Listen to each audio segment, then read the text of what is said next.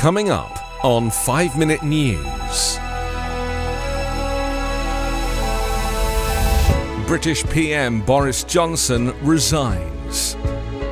Highland Park shooter's father to be investigated for signing gun application. And Derek Chauvin sentenced for violating George Floyd's civil rights.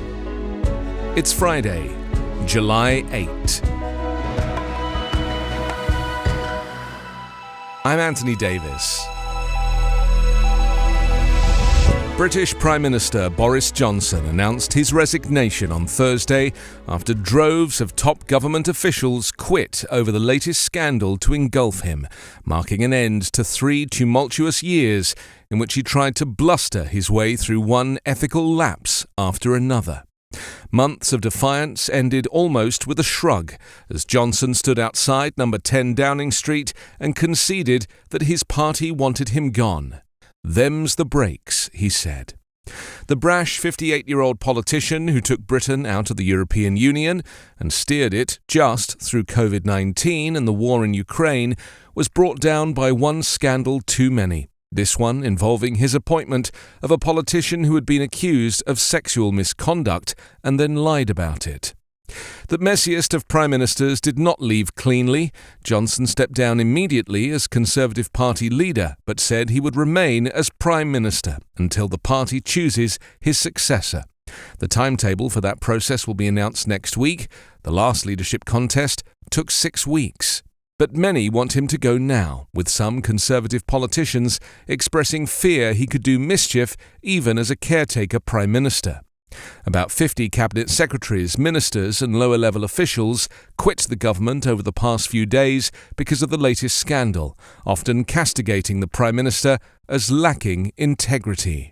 In a speech, Johnson said, "In the last few days, I tried to persuade my colleagues that it would be eccentric to change governments when we're delivering so much and when we have such a vast mandate," Johnson said.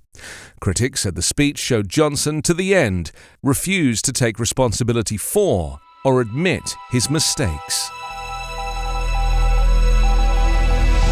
The father of the Highland Park gunman will be criminally investigated in connection with the Independence Day attack for signing an affidavit supporting his son's application for a gun license, police said. Robert Crimo Jr., the father of Robert Crimo III, who is suspected of killing 7 people at a 4th of July parade in a suburb of Chicago, sponsored his son's firearm owner application in 2019.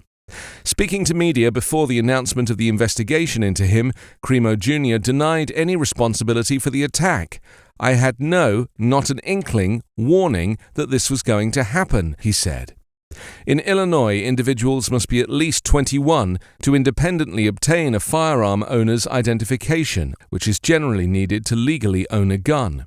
Anyone under 21 can apply for an FOID with the written consent of a parent or legal guardian.